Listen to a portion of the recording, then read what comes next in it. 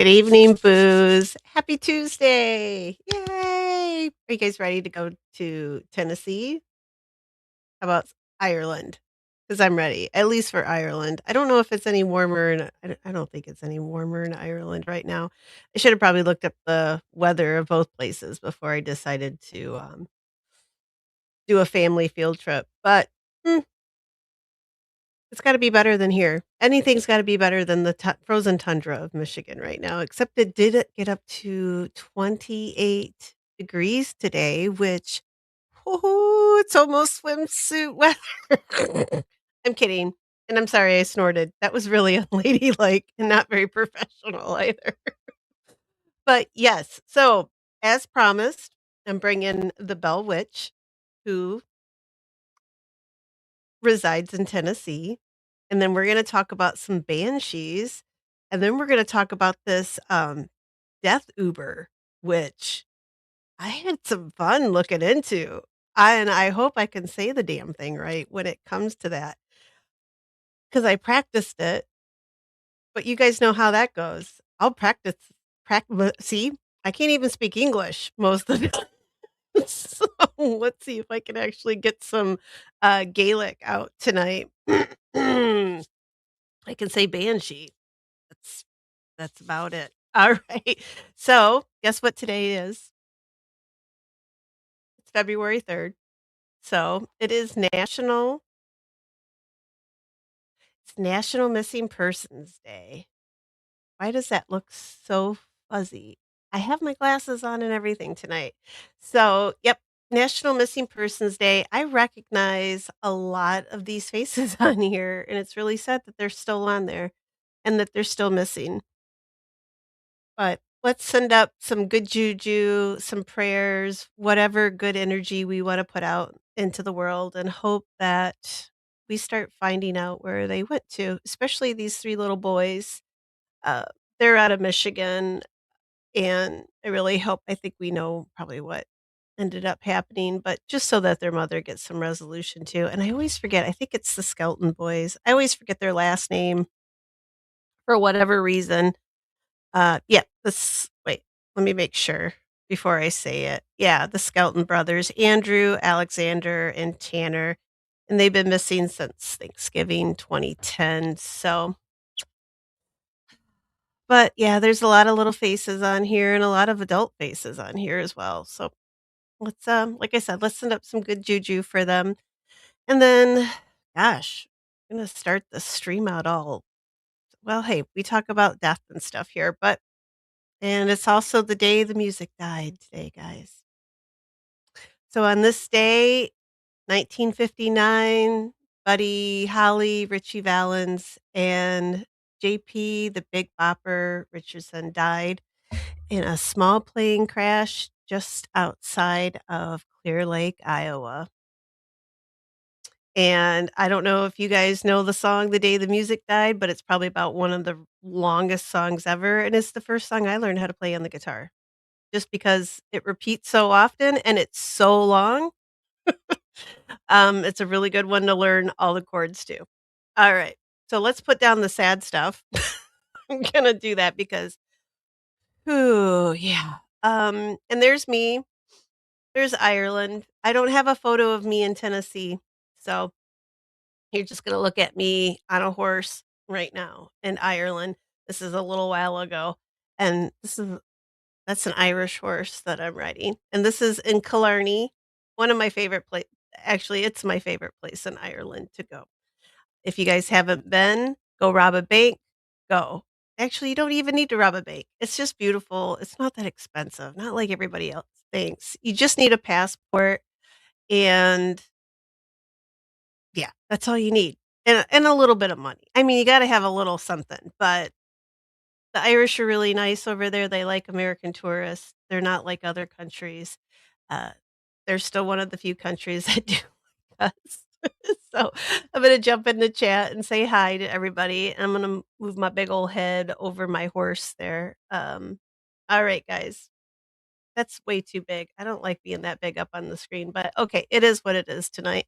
And hello, Darlene. And look, oh, hey, hi, Tombstones. And yes, we are gonna be traveling to Tennessee and Ireland tonight. I know it's a weird combination, but I wanted to do the Banshees anyway, and then we talked a little bit. I mean, we did our ghost game on Sunday night, and one of the ghosts was the Bell Witch. So I guess she's a witch ghost, or I don't know how to classify her. I guess she is a ghost because she's not alive. So, yeah. So we're just gonna call her a witch ghost, and I gotta shut my phone off, else you guys are gonna hear it going off. Hello, Clips. Clips is grabbing her passport and her weekender. See, I'm already packed almost for New Orleans, so I'm just gonna take what I got. So I'm pretty sure I'm not gonna need a swimsuit. I have some other photos I can pop up on the screen too of Ireland. There's one of a bunch of really white Irishmen jumping um, into the Irish Sea.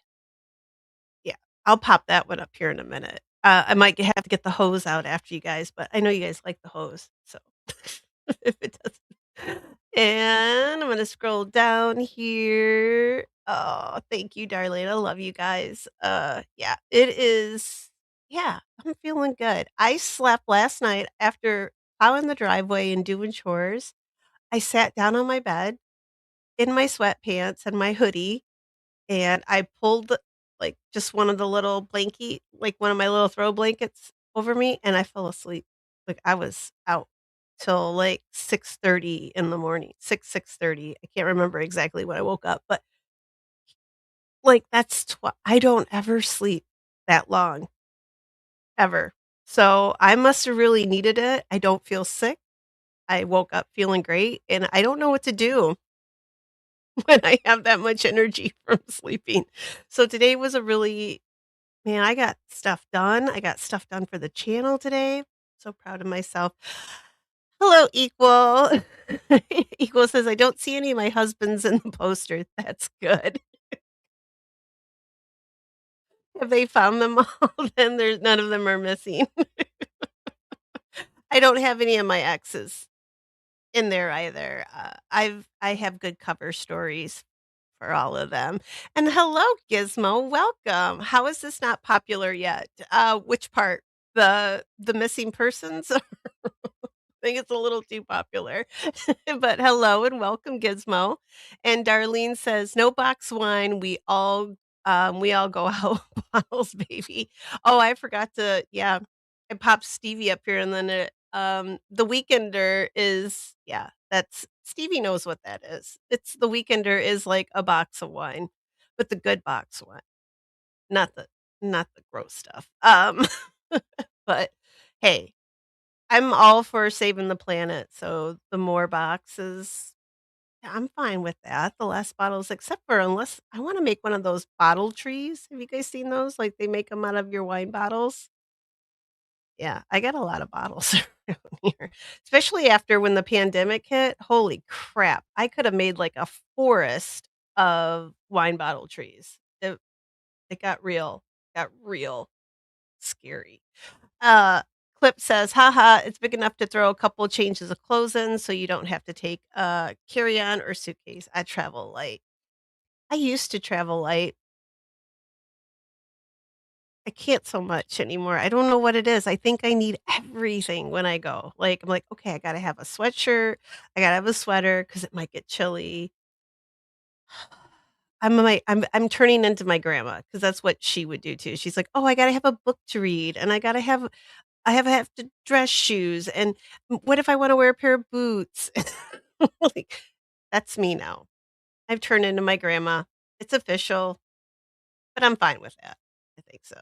And Darlene says she remembers the song too. Yeah, I love, yeah, I would sing it to you guys, but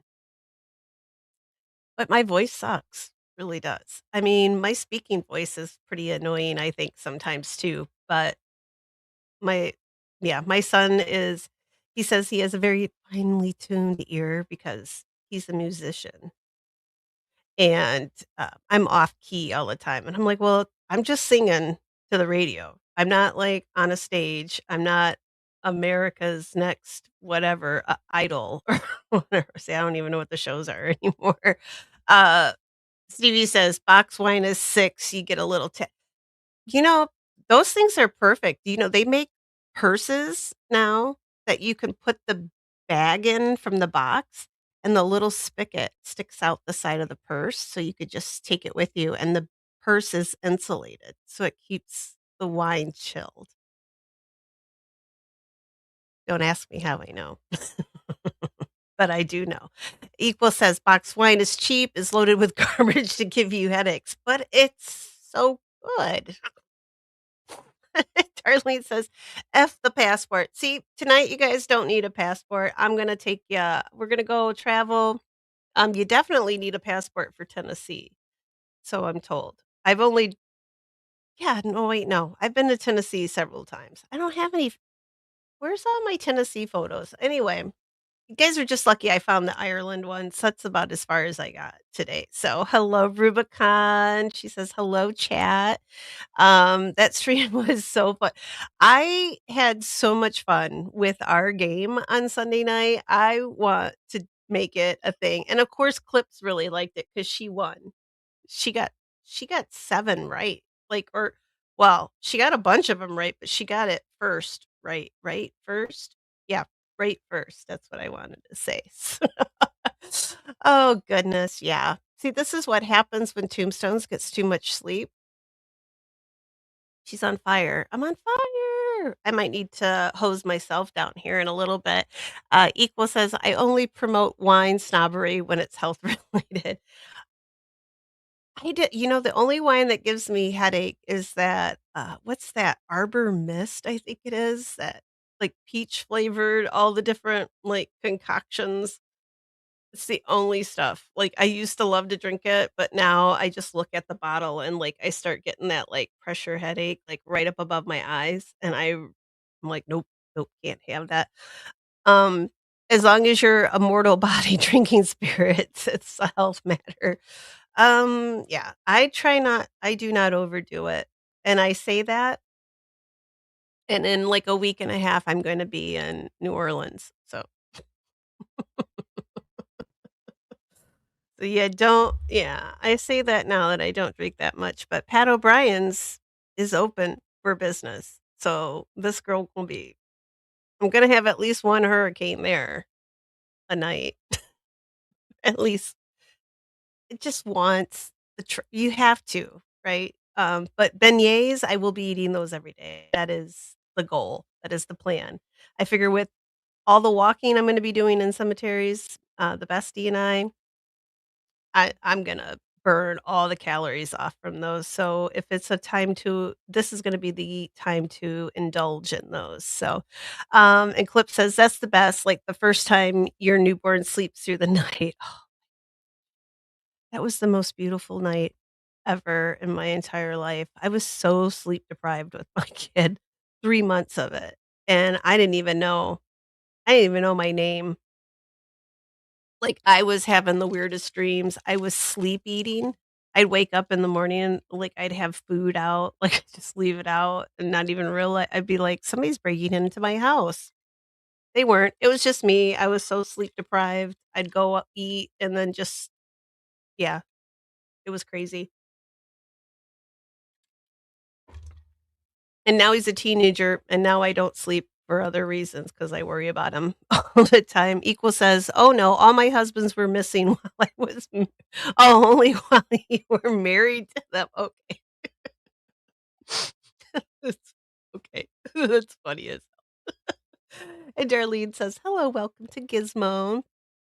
Hello, Gilded Say, and welcome. How are you doing? I'm doing great. I got plenty of sleep last night, so I am ready to take you guys on a couple little trips tonight. And oh my goodness, Darlene, how did you manage that?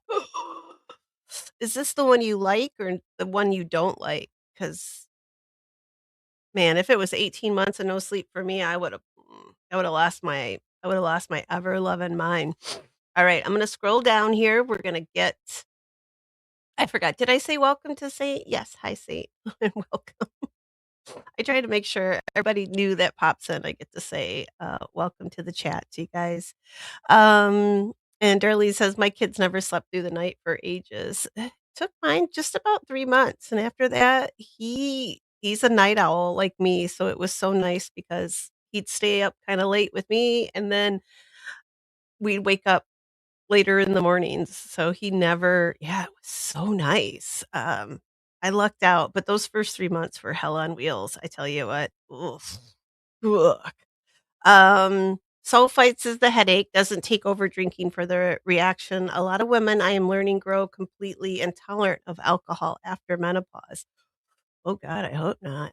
Um, please say that's not I enjoy a glass of wine.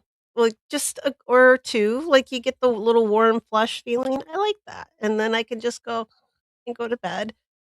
But, yeah, I can't overdo it, though, because I will oh my gosh, Darlene 18, I keep seeing that, but, um, yeah, I enjoy my glass of wine, I don't mind having, like, a beer here and there, but, yeah, oh, Darlene yeah, my little guy, he had colic the first 3 months until I apparently it was my milk. And then we just switched over to formula, and he was fine after that, so it makes you feel good knowing your milk is, upsetting your kid's stomach, but, you live and you learn. Hello, Dawn Marie, and welcome, I haven't seen you for a while. We're just in time because 'cause we're going on a trip, so, let's see, and Clip says, "Toom, you have 2 lives running at the same time. This chat is split up, I think." Oh, is it, I do. I have one going vertical because it said to try it, so I'm gonna try it tonight, and we'll see. Am I missing some of you guys in one chat? Hopefully, I see you both.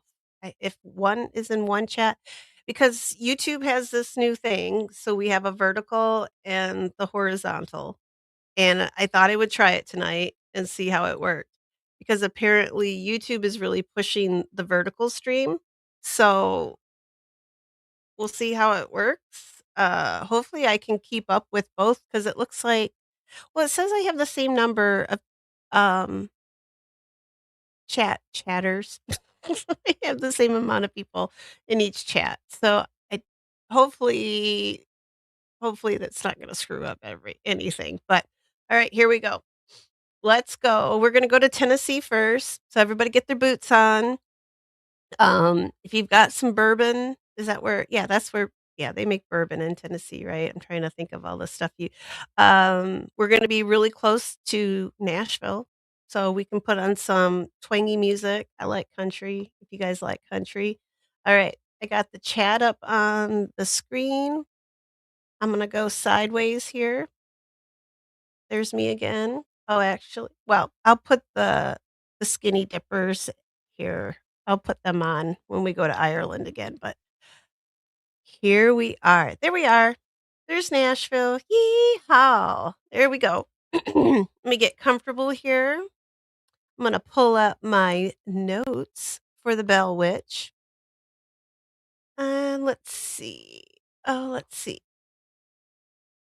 And Clip says the virtual chat has some and the horizontal has others. You can see both, but we can see the chatters and the one we're in, I think. Yeah, that might be, yeah, you guys might not be able to see both because I think you can click either which one you want. So, um, I hope it works out. Let's try it for tonight because apparently YouTube's pushing the up and down one. Apparently, it's supposed to look better on, like, phones and such, so, paws crossed.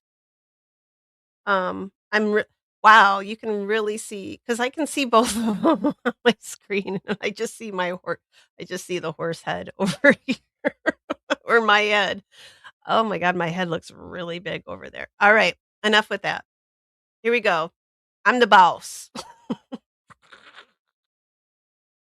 Only here. This is and even here, I don't feel like I'm completely the boss because 'cause I'm listening to you guys. I'm listening to what you guys want, and what you want, I'm gonna bring to you. So and with that note, you guys wanted the Bell Witch tonight, So she's here, she's coming, and I kinda like her. She's a sarcastic little she's sarcastic, she kinda sassy. Um, if I'm a ghost witch, which I intend to be someday, I think this is gonna be me, y'all. I think it's gonna be me. She's pretty crazy, I like her. Evil Kitty is oh, she got in trouble again. So she's mad at me, but she came up here while I was trying to do stuff, and then I picked her up and put her down. She got really yeah, she got really pissed with me. Alright, so here we go. Can I say pissed on YouTube? I think I can. I think that's better than some of the other words I can actually say in here. So, alright, here we go, guys. So, now the Bell Witch, she's Tennessee's most infamous haunting, and considering Tennessee I mean, it's a pretty good sized state. So, saying that she's the most infamous is that's a pretty big deal. So, let's go back in time. Imagine a small Tennessee farm. It's gonna be the early 1800s. So, this is frontier time. This is the frontier. These are pioneers. Nashville is not Nashville. There's no Luke Bryant, there's no Garth Brooks, there's none of this stuff going on yet, right? There's just pine trees and bears, right? There's just all kinds of things. They probably even got mountain lions at this point. And we've got a family, and they're the Bell family, and it's Bell, like ring my bell. And this is Adams, Tennessee. And this is just a little northwest of Nashville, almost right there on the border, as you can see, of Kentucky and Tennessee. And there's Adams. They're pretty proud of their witch heritage, much like Salem. They've got their little witch on a broomstick. So the timeline for this is between 1817 to 1821 is when our little frisky ghost witch was the most active. And in 1804, John Bell and his family, they moved from North Carolina and they moved to Tennessee. They had done very well in North Carolina. Like they did really well. They were pretty prosperous. So, when they came to Tennessee, they started a farmer with about 1,000 acres. That's pretty good size. And it was located right on the Red River in Robertson County, Tennessee. And this is 1804. And the family consisted at that time of it was John Bell, he was the father, his wife Lucy, and then they had their children. There was Jesse, John Jr., Drury, and that's a really hard one for me to say, but it's Drew with an RY, Drury. Not sure where that comes from. And then there was Benjamin, Esther, Zadok, Elizabeth, who went by Betsy, and Richard Williams, and Joel Egbert. So that's their Richard Williams, that's first and middle name, same with Joel Egbert, first and middle name. And of their children, Benjamin, he died as a young child, and Zadok, he would later, become a pretty prominent lawyer in Mississippi, but he also died relatively young. And Esther, she would marry a gentleman by the name of Bennett Porter in about 1817, and Jesse married, a Martha Gunn, who was the daughter of a local reverend by the name of Thomas Gunn, and then he later moved to Mississippi. Now, John Bell Jr. married another daughter of the same Reverend Thomas Gunn, and her name was Elizabeth. And they actually he stayed with his wife in Robertson County and was a pretty successful farmer. Drury never married, but he did own a farm on the north side of the Red River, so very near to where he grew up. and Elizabeth Betsy Bell, which we're gonna hear mostly about her.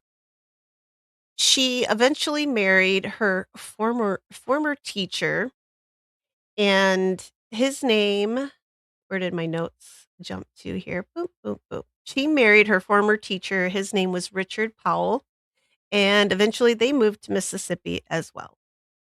Now, Richard Williams Bell, he married 3 times, and one was Sally Gunn and Susan Gunn, and these were both daughters of the Reverend Thomas Gunn. So as you can tell, they all sorta there probably weren't a lot of eligible women.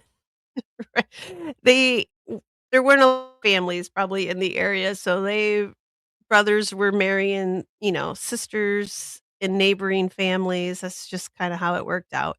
So he married 2 sisters in the same family, and then he married a cousin also, in the Gunn family, and I'm not sure what happened to her. Hopefully she hopefully she survived.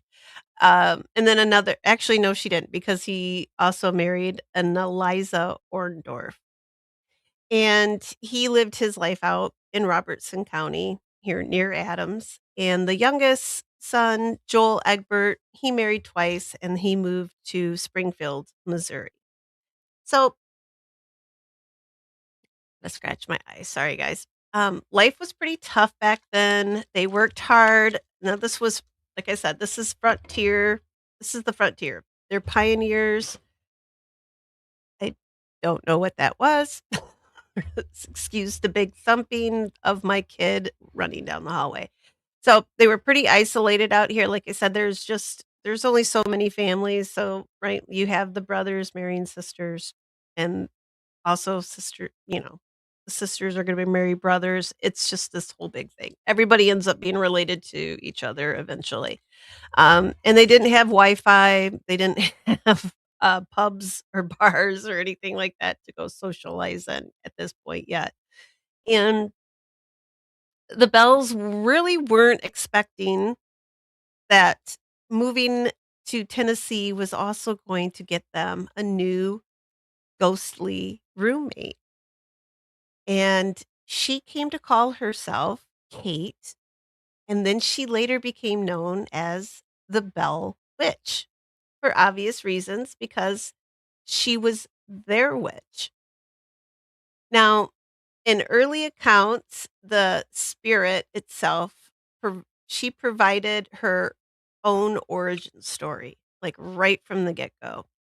And what she said, and this is a quote from an article, which will be listed in the show notes. And she said, this is supposed to be a direct quote from the spirit. I am a spirit. I once was very happy, but I have been disturbed and made unhappy. I am the spirit of a person who was buried in the woods nearby, and the grave was disturbed. My bones disinterred and scattered, and one of my teeth was lost under this house. I am looking for that tooth. Now, of course, this can't be verified. However, there were years later a number of Indian burial mounds that could be found not very far from the Bell homestead and all around the region. So it's not crazy outlandish to think that maybe this is a Native American spirit that was haunting the Bell family. And so the haunting begins in about 1812. Let me get something to drink here, guys. Keep wetting my whistle. All right. So the haunting begins. John Bell is the first one. So the father of the family. He's the first one to witness the apparition of a strange creature, and it resembles a dog. I'm going to pop up. So here's the Bell Witch. They actually have a roadside sign. And this is not the original Bell cabin, but this is a s they say it's a pretty good replica of it. The original one was torn down in 1840, so this is one that you can actually go and see and visit, and this is supposed to be another it's a drawing. I don't know how closely these are supposed to be to the real one. It's about all we have, so, uh, I did popped up what they think it looked like now and then what they said it looked like back then, so here we go. And this is I love this image. This came I'll also put this in the show notes. This is from a book that was written about I think it was about 50 to 60 years after the events of the Bell Witch, and it's a really interesting book. I think I'm actually gonna pick it up and go through it because it's pretty crazy. I love how they used to write back then. The way they put things was very original and very flashy sometimes as well. So, the dog that John Bell so he witnessed this apparition, and this dog had 2 heads, and it wasn't a typical looking dog, like, it looked freakish. And the daughter, Betsy now, she observed so this is Betsy in the woods, these are her siblings with her, and she said there was a girl in a green dress, and she was swinging from the limb of an oak tree. So, this ghost was I guess she was an acrobat too, in maybe in a past life, but so there she is, she's up there in the trees. And Betsy is the one that it seems like John Senior, Papa John, and Betsy were the 2 that the spirit really seemed to focus in on. Now, Drew or Drury, I'm gonna call him Drew for the rest of this because it's a little easier for me to say. But was, Drew Bell was approached by an unknown type of bird, and it perched on a fence and then it flew off and was of an extraordinary size. And when I think of, like, huge birds, I kind of think about Native American folklore, like the thunderbird. If anybody is familiar with those, they're supposed to be they make the thunder and they make rain, and when they take off, they're supposed to be very huge. So, like, that was the first thing that kinda popped into my head when I thought about them. What he maybe he could have seen something like that, but mostly what they experience the children experienced scratches and bruises. I think we can definitely call this some poltergeist activity. They had knocks on the cabin walls, they had objects flying around, the kids had their hair pulled, they had pinching and slapping, and this was mostly Betsy was like I said, she was getting the brunt of this. Uh, and they had this voice that was very clear, and she was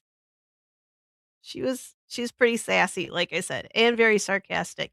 She came through apparently clear as a bell. It wasn't like a little whisper, but she talked like I'm talking to you guys right now, like clear as a bell, no pun intended. And she was very mocking. She was sarcastic and argumentative, and she liked to gossip as well, which I like her. And she also she liked to sing church hymns and recite Bible verses. So, I don't it's a different kind of witch because most of them, right, like, they're not supposed to be too religious, but apparently this one, she knew her hymns, and she knew her Bible verses very well, and the gossipy part, she they seem to think that she could leave their home, the Bell homestead, and she could travel to other households, and she would bring back gossip. and tell them, the Bell family, about what was going on in other households, which is I kinda like that. I would I'll pretend like I don't like gossip, but I really do, and I think a lot of it I don't know. You guys tell me if I'm being crazy or not, but yeah, and, clips just popped in here, and I'm like, "The proper Southern girl," you know? I could just see her coming back and be like, "Mm, let's talk some" right? Like, "Get the tea out, let's, wanna tell you what they're doing over there, like, what the Gunn family's up to," and I like her. I just like this well, I don't wanna have my hair pulled and be pinched and slapped, but as long as it's just one of the family and it's not me, I'm okay with that. So she wasn't polite, and she wasn't like, she really was. She seems to have, poltergeist, so she was part poltergeist, part wandering, gossiping ghost. Um, she had a lot of talents, and the folklore part of this is that, uh, Kate, the ghost, she claimed a lot of personal grudges, and she linked herself to a former neighbor of the Bells whose name was Kate Batts, and that name took off. That became she became known the witch became known as Kate Batts because that's what the spirit said she was. Because we should trust the spirit. Probably not. So, this is, I thought this was supposed to be a depiction of the Bell Witch, of Kate the Witch. This is actually Betsy. So, this must be before she got all of her hair pulled out, but this is supposed to be the daughter Betsy, the one that got all was the one that was picked on all the time. Now, this is supposed to be the neighbor Kate Batts. She had some property disputes with John Bell Sr., which is why they think maybe when she passed away, she became the witch. I don't know. Seems to be I don't quite believe a spirit, like, it's kinda like using a Ouija board, right? Like, maybe what it's telling you isn't probably right. Like, maybe they could be lying to you, so always take what they say with a grain of salt or a lot of salt, a lot of grains. And most of the so with the folklore stories, most of these stories describe the witch as she's speaking to visitors. She predicts events, so she's also clairvoyant, and she even interacts with some politicians, which I'll tell you about in a few minutes. But the historical notes from this time period is local newspapers and local people from the community and also John Bell's own personal journal documented all these strange happenings. So the newspapers, these eyewitnesses, and John Bell himself, they documented the strange sounds, the objects moving, the voice phenomenon. This was all documented at this time. And some of the claims, yeah, they may have been exaggerated, but this is a lot. There's multiple independent sources that confirm all this crazy activity that was going on. So you could think, okay, maybe a few newspapers might have exaggerated, but all of them, all of the eyewitnesses, John Bell too, and his family. So it's a little crazy. Like, I'm kinda leaning towards, like, something was going on with this family, and everybody who visited them, obviously, something was happening to them as well. Gotta get my straw here so I can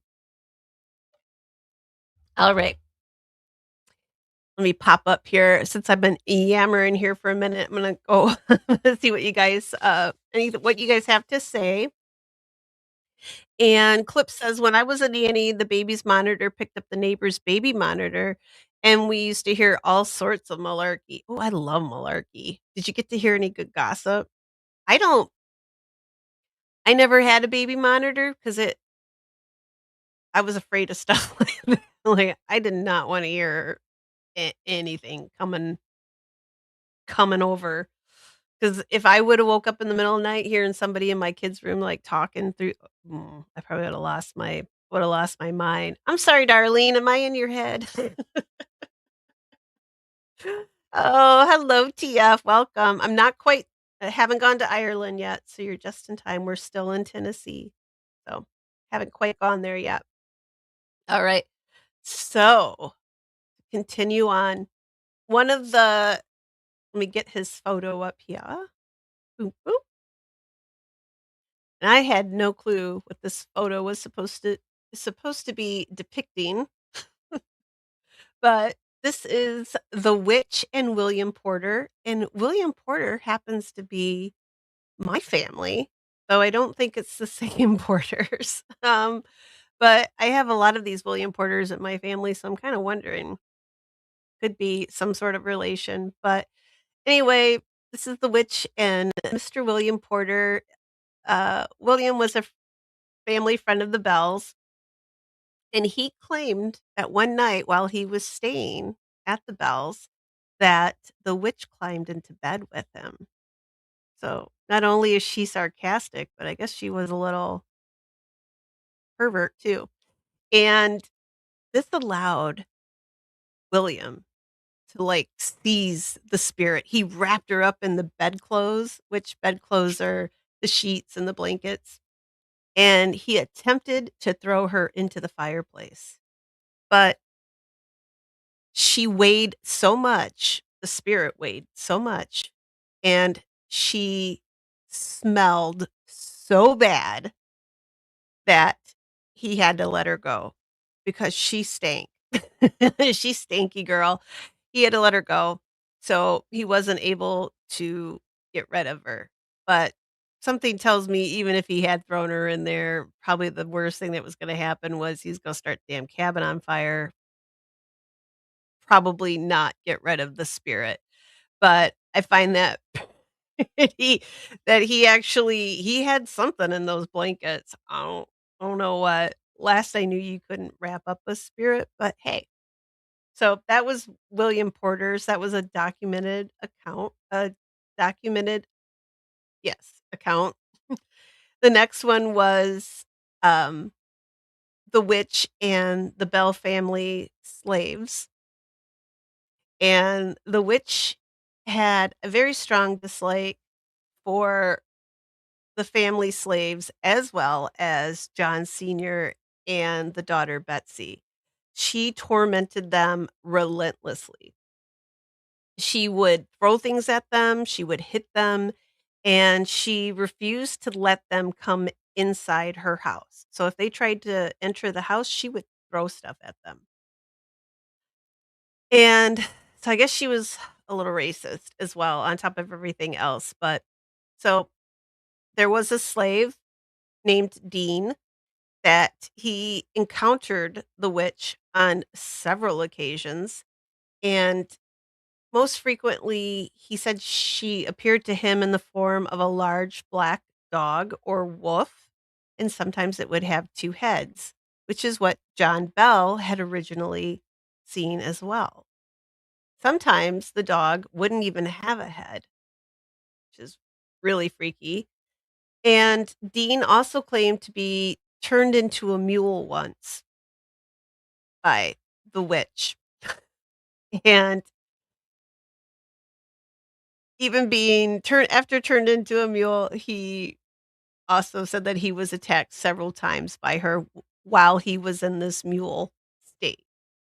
So wherever Dean went, he decided he was going to start carrying with him his axe and a witch ball. And a witch ball was something that his wife had made him, which acted like as a protection from the witch's influence. So it must have had some like, you know, herbs and all the good stuff in there. maybe some crystals, whatever it was in there, it was supposed to keep him safe from the witch. Sounds like he had a pretty rough time with her. And at times, the spirit actually did. She displayed some kindness. She really did like one of the kids, and that was Lucy, one of the daughters. And she actually, or I'm sorry, not the daughter, Lucy, who was John Bell's wife, not the daughter, said that Lucy was the most perfect woman to walk the earth. I thought it was so touching. So I'm kind of wondering if maybe Lucy was had something to do with the spirit. But anyway, so the spirit thought Lucy was beyond perfection, and the witch would bring and give Lucy fresh fruit. She would sing her hymns, and she even showed young John Jr.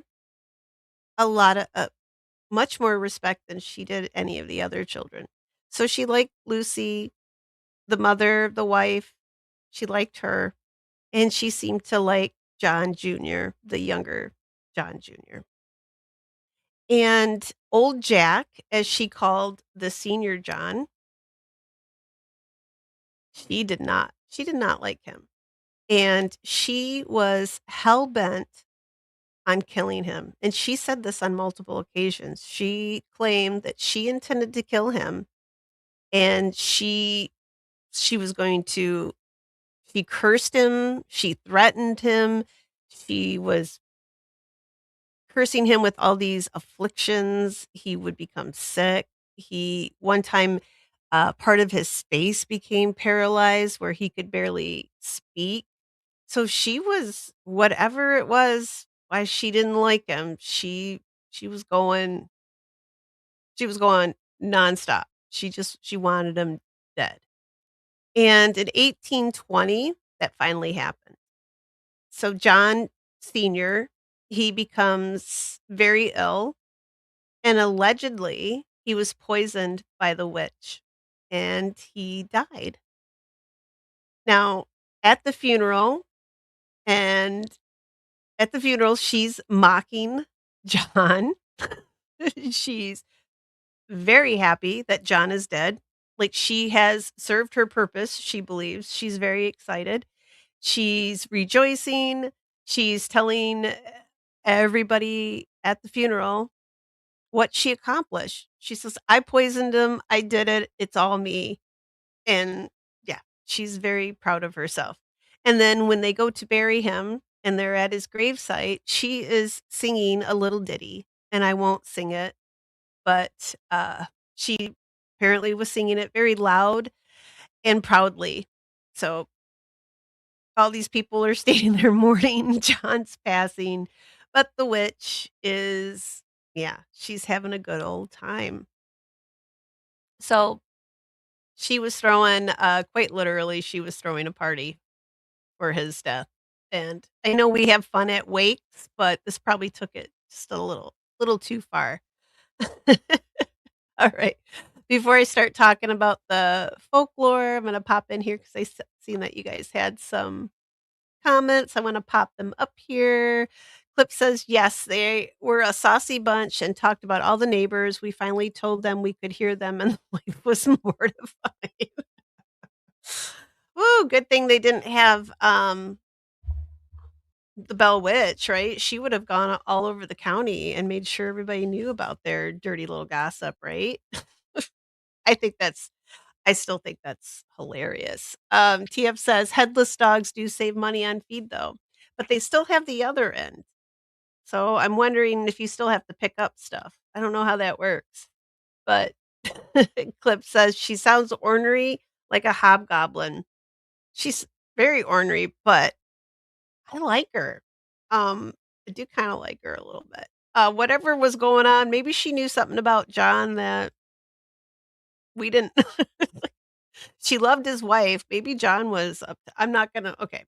John's not here to defend himself, so I won't say anything. I won't say anything else about him. and Saucy. And hello, Mia B. It's okay that you're late. We're just we're hanging out in Tennessee for a few minutes here. And but you're here and that's all that matters, Mia. Yes. All right. I'm gonna go down. And he was yeah. So yes, she turned Dean into an ass. I found that quite funny. I was trying to figure out like when he got turned back from a mule, but it didn't really say. So I really want to get the book and dig into it and see exactly yeah, what happened. But this is the slave Dean with the two-headed dog.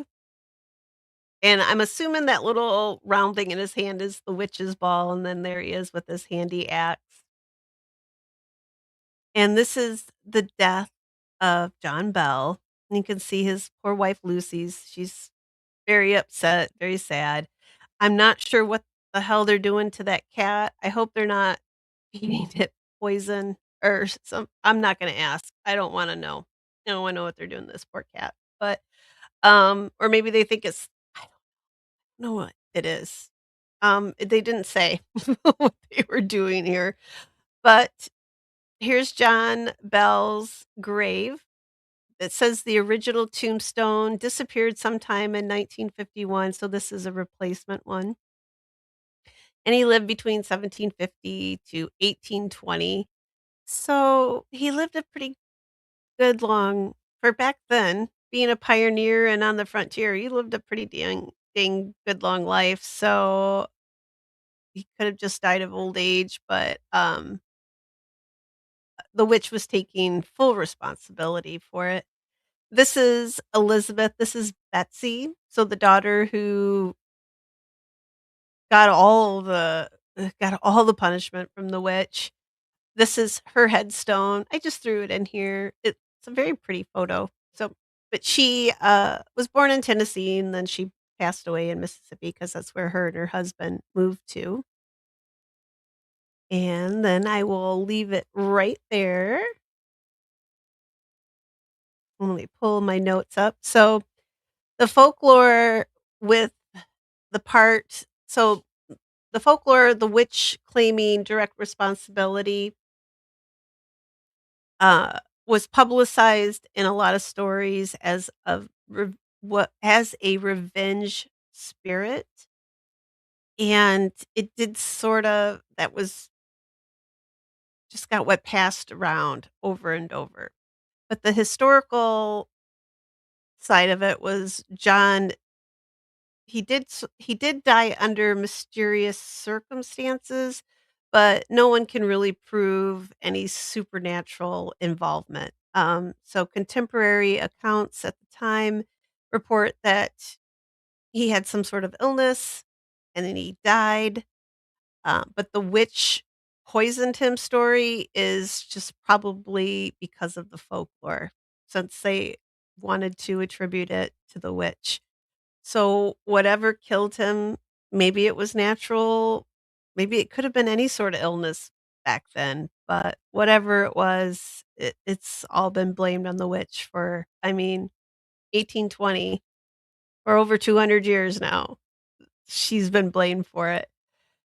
And one really cool story is that the Bells had a very famous visitor, and he would later become a president. So apparently Andrew Jackson found the story of the Bell Witch very interesting. Like it had even reached Andrew Jackson's ears. And while he he had been visiting Tennessee. He left to journey to Adams to the home Bell's homestead. And when the wagon had been stopped and his men were frightened off because and Jackson at the time supposedly joked about fighting the British had been easier because his men were afraid and because of the issues with the wagon breaking down. Now, Jackson owned property on the Red River, and he thought, well, while I'm going up to see check on my property, I'm going to visit the Bell family homestead on my way. So what this wagon that he one of the wagons that he had on his trip became stuck, but it wasn't stuck in anything. There wasn't anything to be seen that it was there was no mud, there was nothing. It just wouldn't move. And they whipped the horses, which I do not agree with, but they did so. They examined the wheels, the axle, everything on this wagon, but they couldn't get it to move. The men were pushing it, the horses were being whipped, nothing's getting this wagon to move. And apparently, while they're doing this, trying to get this wagon to move, they hear, "All right, General, let the wagon move on. I'll see you again tonight," in a very clear female voice. And as soon as those words rang out, the wagon started off on its own again. And Jackson and his men were allowed to continue on their journey. And then that evening at camp, apparently they had a self-proclaimed witch lair, which I didn't know what a witch lair was, but it's a witch hunter, and he had a silver bullet, and he regaled the men with tales of hunting witches, like, he's bragging it, right? Like, he's just like, "I can take care of this witch." Like, "I know. I've got a silver bullet." If it's a ghost, I don't know how that's supposed to work out. But Jackson reportedly whispered to one of the other men present, uh, he says, "I bet this fellow is an arrant coward. For the by the eternals, I do wish the thing would come. I want to see him run." So what he's saying, he wants the witch to make an appearance so that she'll frighten the crap out of this guy. Like, he's just talking, right? Just big talking. And after General Jackson says this, suddenly there was a sound of light footsteps prancing on the floor, and a voice stated, "All right, General, I am on hand and ready for business." The witch bade the witch hunter to shoot, but the gun did not fire. And the hunter was struck by an unseen force and claimed to feel the pain of being struck by needles. Ex and he exclaimed that he had been grabbed by the nose, and he fled from his tent. The witch then exclaimed, "How the devil did ru how the devil did run and beg. I'll bet he wouldn't come through here again with his old horse pistol to shoot me. I guess that's fun enough for tonight, General, and you can go to bed now. I will come tomorrow night and show you another rascal in this crowd." So Jackson was eager to stay, but his party had had enough. And Jackson, they returned right after that. They went back to Nashville. Now, the truth of this all is there's no evidence that Andrew Jackson ever actually visited the Bell family home, and especially during the years in question. Jackson's movements were pretty well documented during those years, and nowhere in history or in his writings is there any evidence of his knowledge of the Bell family.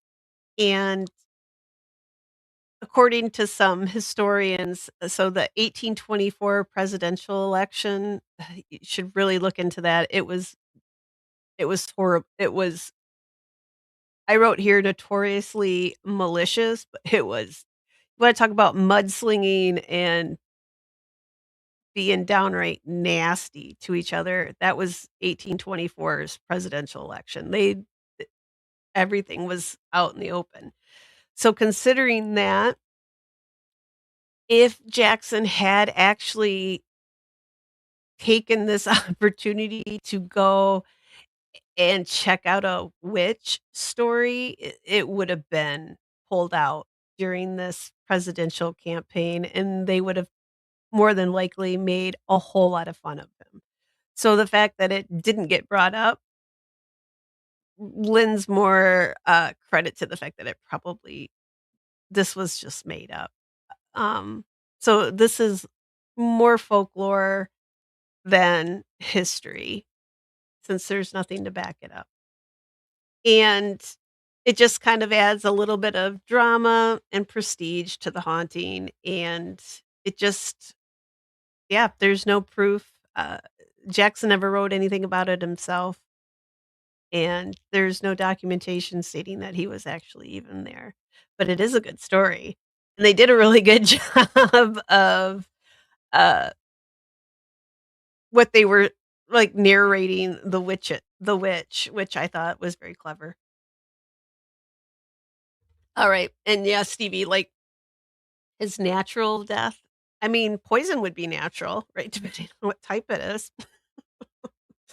I'm kinda wondering if, the mom, right, like, the witch spirit really liked her, and it makes me think if maybe mom was, I know I'm smiling a little too much for this story, but I really like it. TF says they had to get a wicked wench to get the wagons and a wicked sorry. I'm getting wheezy just thinking about them like, yeah, these guys are pushing this wagon. These poor horses. Oh, I tell you the animals that have to what they have to endure because of stupid people, but yeah, it's pretty funny. Wicked. I'm gonna star that one, that was pretty funny. And Clip says, "Unless they were afraid of pissing off the ghost by telling the story." Uh, I'd be a little afraid of her. Honestly, yeah, I probably wouldn't have, I wouldn't cross her if I lived in that household, but, I mean, I believe the family, what they experienced, just it's another one of those examples, right? Like, maybe just let the story speak for itself because there is documentation that they people did see these things and poltergeist activity, all of these things, were happening to them. So maybe if we just leave it, right? Like it we wouldn't need to embellish things, but yeah, that's what they do. Gotta make it cool. So now the witch's personality and her legacy. Her personality is obviously she's very mischievous, she's argumentative, she's very opinionated. Mm, kinda trying to I'm gonna be a witch spirit. I just know it. It's what I'm gonna do. And it focused mainly on John Bell, the father, and the daughter Betsy. And when John passed away, she claimed that she would return in 7 years, which apparently she did in 1837 or 1838. Different sources said different gave different years. I'm gonna just go with 1837 because that's 7 years after John died. He died in 1820. I can math that well. And so during this time, it said when she came back, she had long conversations with John Jr., and she even gave him prophecies of the future. Because remember, she's also clairvoyant. So she was telling them things that were going to happen in the future. And then after this, hanging out with John Jr. for a little while, she was like, "All right, I'm gonna leave again now, but I'm gonna be back in like 110 years or 100 years or something like that." And that was supposed to be about 1935. This all gets a little sketchy here with when she said she was gonna return, but she was supposed to return about 1935, which is what this article the people of Tennessee were worried because they were like, "Oh, crap. she's supposed to be coming back. So they were actually people were actually concerned about it. So it had stayed in like, for over 100 years, it had stayed in these people's minds that the Bell Witch was going to return again. But some say she never left, but she just took up residence in one of the nearby caves, which they're named the Bell Witch Caves. And I'll pop up the photo here, and you can go see them and you can tour them. You can go see the cabin and the cave. And there's a little road sign again. Charlene says, "Sissy is watching you on TV and listening to YouTube." Oh, hello, Sissy kitty. I wish I could get, Evil Kitten up here, but she's I don't know where she is. She's hiding somewhere. Like I said, she's mad at me. So, Kate, the Bell Witch, our ghost, she's not just a ghost. I mean, she's pretty much a full-on Southern drama queen. She's committed to her narrative. Really, I I'm gonna say this again, I like her. I think she's pretty cool. I don't support that she's picking on the enslaved people or the daughter, or not even John that much. I mean, but he's a grown man, he can protect himself. She shouldn't be picking on people that are defenseless, but she's pretty funny. She's bringing back gossip. I love it. But she can't be too bad because she knows church hymns and she's able to recite the Bible. She seems to really like Lucy, the wife, and the John Jr. So I don't think she's all bad. But the legend really does emphasize her personality, which for the time period seems a little. I don't know if they had a lot of sarcasm in the 1820s. I'm interested to know if they did or not. But yeah, so they emphasized her personality, the insults that she would hurl at her victims, and also the public interaction that she had with people that would come visit the Bells, and when she would apparently go out to find gossip to bring back home.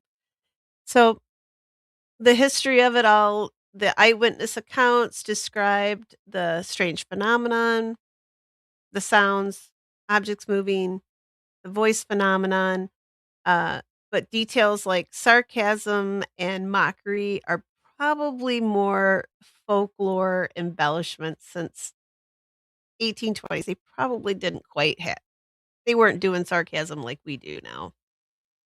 And now for the cave and the modern legacy of the Bell Witch. So this is a tourist spot in Adams, Tennessee, and this is where John Bell's cabin was. And this is the caves where visitors report strange sounds, chills, eerie feelings, and it's supposed to be haunted as well. And that is attributed to Kate, the Bell Witch. Now, above the bluff over top, pop up the photos here, they did find this is part of it. Did I go too far? Nope, I didn't. This is the cave, which is I'm not a big fan of caves. This one looks pretty darn creepy. This is pretty creepy. So, there's the inside of it. This is the entrance to it, and there's got that creepy, what do you call it, the gate right there, and then this is looking up from the gate upwards. Now on top of the bluff, so right over the top of the cave is actually an old Indian burial ground, and they think that at one point they did, uh archaeologists were there, they dated the graves as being anywhere from 3,000 to 5,000 years old, so they've been there a really long time.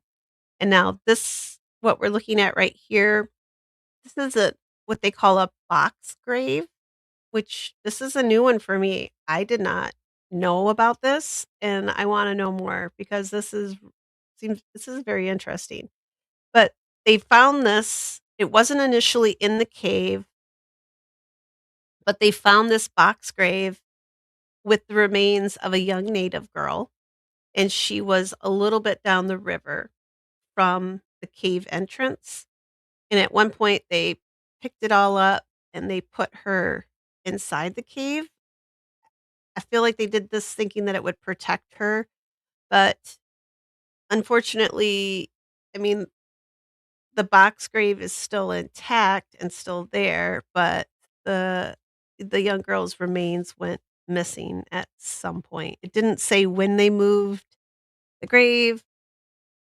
I'm gonna say sometime after the Bell Witch, sometime after 1820. But her remains did go missing. There are several apparently Native American burial mounds in the area. And they did say that this was, the Chippewa, I believe, is the Native American tribe that is associated with the area. Now, the Bell Witch has influenced books, movies, Halloween legends, and whether you believe she's still checking in or this family's imagination just kinda went wild with them. She the Bell Witch still remains probably one of the most famous American hauntings, and mostly because she knew she knew how to make an entrance, apparently, and she has left a lasting impression, and she is I really yeah, I really like this one. It's been a while since I've looked at anything, for the Bell Witch. Now I wanna go back. I wanna go there, and I wanna go back and do a lot more research on her, but, um, so the Bell Witch, she was frontier gossip, she was divine sass, and a little bit of history that turned into a spooky legend, and whether it was Kate Batts that really cursed the bells or if the family had this just a dramatic poltergeist problem, one thing's pretty one thing's positive, whatever it was left a story that they're still telling 200 years later, which to me is absolutely crazy, and I think with every folklore, there's just a little bit of truth in there somewhere, so it was pretty cool. So I hope you guys like this one, and let me see, I think that was yep. Now we're gonna go to Ireland after I set up and get a little bit of my vitamin water in me. Oh my have you been to that cave? Oh, I wanna go. I don't like caves all that much, especially, like, this photo, whoever took this one, like, kudos to them because this just looks creepy as mm-mm. I don't wanna go. But, I would like to see that box grave, though. I did not, this is one that I didn't know about. Like, I'm fascinated by these. I'm gonna yawn a little bit. Nope, maybe not. Okay, nope, I'm not. I thought I was going to. And I know, Darlene, isn't it they picked her grave up to move her, right, to protect her, and then somebody came along and took her. I just wish people would leave. Yeah. I mean, they probably thought they were doing right by her, but then it probably just yeah. I hope she's resting wherever they took her to. I hope she's resting, but yeah. And, Darlene, my look at would collapse. I mean, that's what why caves kinda frighten me a little bit is that I went to one in Ireland and I had the bejesus scared out of me because, you get down in there and they shut the lights off on you so you can see how dark it is. Like, I'm fine, like, I don't need to know how dark it is, it's a cave, I get it, it's dark. And then they shut the lights off, and it's blacker than black. Like, it is like, I don't think I've ever seen it so dark before, and then somebody touched me. Mm-mm, I don't do that stuff, like, I don't wanna get touched in the dark, any of that stuff. Like, I don't want anybody touch me in the dark, and after that, I'm just like, "You know what? I don't need to go into a cave with the lights off again," so but I think I would go into this one, it looks pretty cool, especially with this I wanna find out more about these box graves, it looks very cool, and TF says he was there in the early 2000s. I wanna go now. I wanna go and see it. I wanna go to the Bell Cabin, even though it's not the original. Apparently, there's, the bed. They have a bed with a mannequin of John Bell stretched out dead in the bed. Those things always creep me out. I'm fascinated by them, but they also creep me out too. But, especially when they're, like, talking about ghosts, because I just think that just kinda Keeps things keeps things going. And hello, Anne, welcome back. We just finished up with Tennessee, and we're about to board the plane to Ireland. We're getting there. I'm gonna throw up, I should throw up the guys, these Irish guys running out into the Irish Sea. Oh, wait. Oh, no, maybe I didn't load them. Hang on, I'll load them real quick. Boom, boom, boom. Alright, let's see that. And Darlene, have you been to Cavern? It's amazing. No, I don't think I have. I haven't been to shoot, like I said, I think the went to one in the Cave of the Winds in Colorado Springs, and I've been to the one in I can't even remember what cave it was in Ireland that I went to. Seems like it I'll have to look up and see what it was. It's been a long time. Been a long time since I did that tour. Um, but yeah, it was pretty cool. Let's see here. All right, I'm gonna take this down. Here's a bunch of really white Irish boys jumping into the water. This was March, by the way. So this was cold. This was very cold. Yeah. So all right, I'm gonna pop that one back up here, and then I'm gonna put a boop, boop, silly boys, and then I'll put something pretty up there. There's Ireland again. All right, here we go. Put this back up. I'm gonna come over here so I can see you guys. There we go. All right. So now I'm gonna go on to you guys ready for Banshees? Oh my goodness. I can't believe I slept 12 hours yesterday. I'm gonna be up all night. He's so cute. All right, let me get my notes up for my Banshees. And I'm gonna sympathize with the Banshees tonight, just like I do with the Bell Witch. I think she kinda got a bad rap too. Banshees definitely get bad raps, a bad rap, yeah. So, they're not the villains that we think they are, and I feel bad for them because everyone thinks I hear so many different versions of, uh, what Banshees are. And maybe I'm wrong, but it seems like every time I go to look up, I usually find what substantiates what I believe, and kind of throws out some of the other crap that I listen to. I am not making sense. Sorry, guys.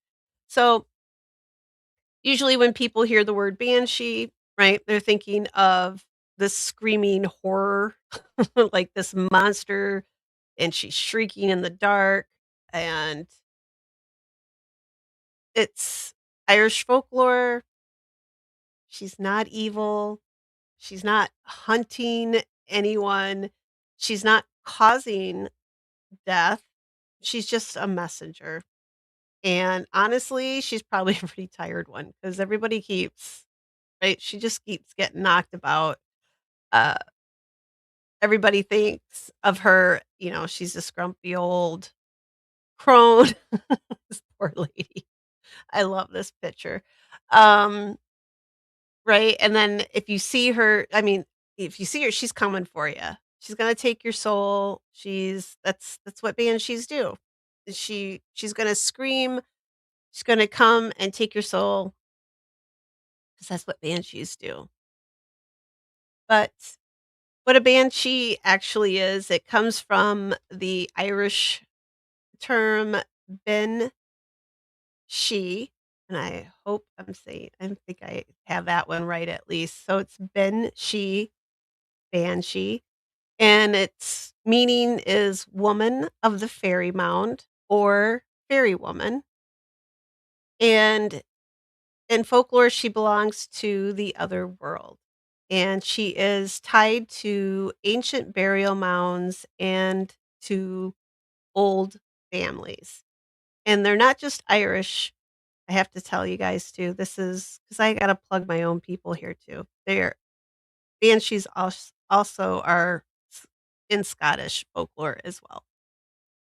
So right off the bat, we can say she's not a demon, she's not a ghost,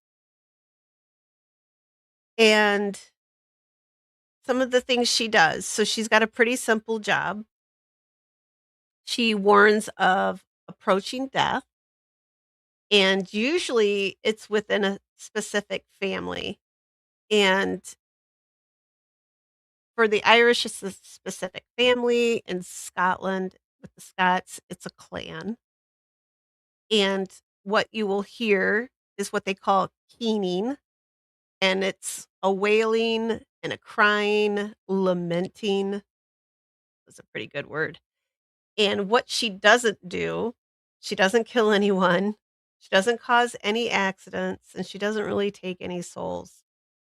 She just kinda shows up like, "Hey," right? Like, "I hate to be the one to tell you, but" right? Like, she's just the one, like, "This is gonna happen." And she screams, cries, wails, keening. Keening is an old Irish mourning practice where women would cry, they sing, and they wail at funerals. It's a pretty intense thing. And so when a banshee screams, she's not just being dramatic, she's actually grieving in advance of someone dying. So the scream, it's sorrow and it's her duty. It's compassion. And it's probably exhausting, I would imagine. Now, what she looks like kind of depends who you talk to, whereabouts in the country, what country. So, Ireland or Scotland, it's pretty inconsistent. So, sometimes she's a young, pale woman with long silver hair. She can be an old crone with red eyes because she's always crying. Let me pop up some photos here as I go through. This one's a pretty scary one. And here's some here. I guess that's a band of banshees here. And sometimes she's a washerwoman and she's cleaning bloodstained clothing in a stream. And sometimes she's just a shadowy figure seen only in the moonlight. The one constant thing though is she always looks like someone who has she's just seen too much. She's seen a lot in her existence. Let me pop up some more photos for you here. These are just some I found on Pinterest, guys. So if you want to go to Pinterest and look these up, I don't know how this one I like. This looks like Keening to me. Like she's really hurting here. Her profession is equally as unappreciated as a Walmart greeter. I know.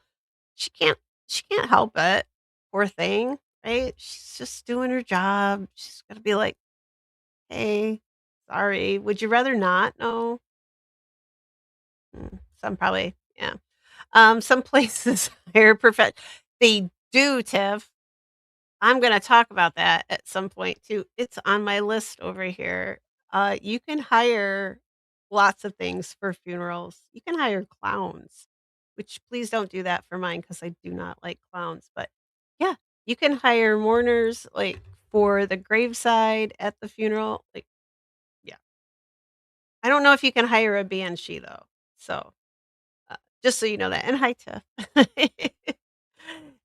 But she hasn't been carrying water to the horses every day. Oh gosh, that's only me. That's what makes my head spin all the time, is having to do that, but brr. Sin eaters,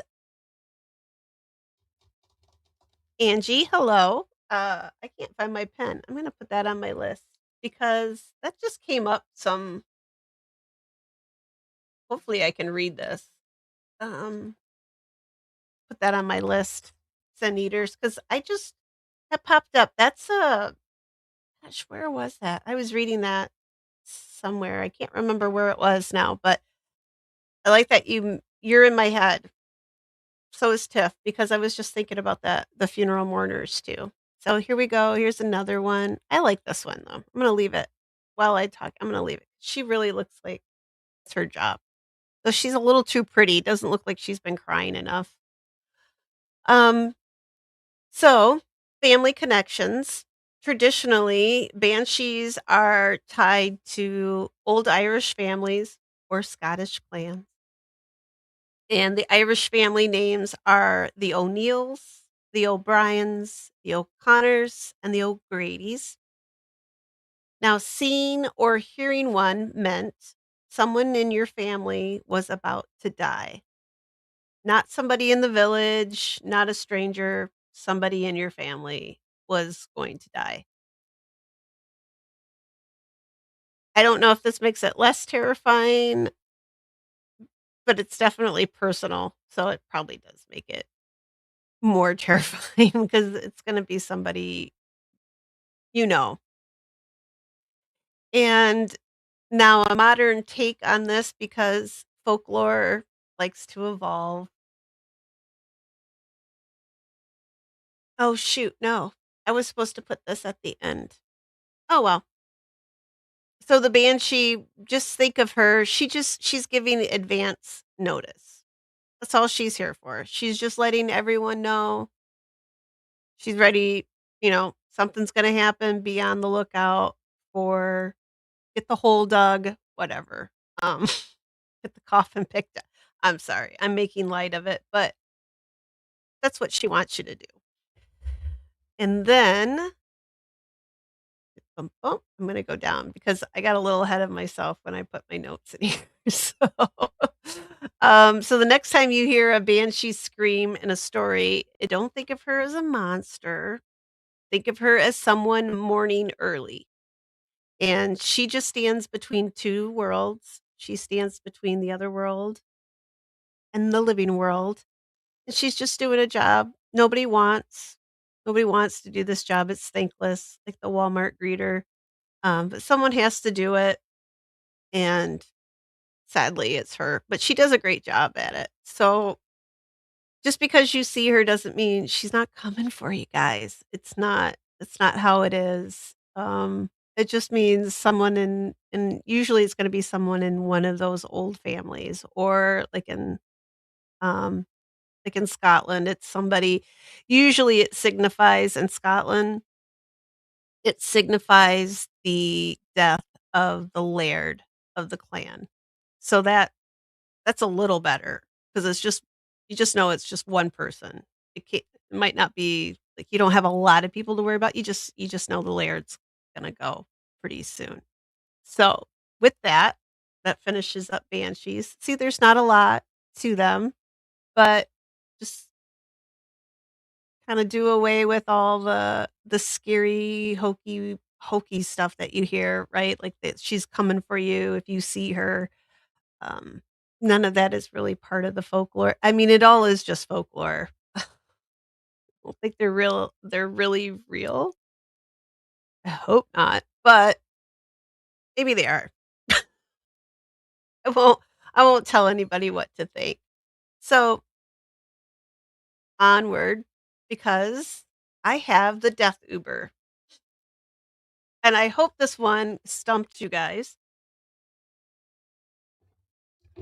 because it made me I had to think of how I was going to present this one, and death Uber was what popped up. I guess I could have called it a death lift, but that's something else, isn't it? So anyway, going from Banshees to the death coach, and I know I'm gonna say this wrong, so you guys just wait for me here, all right?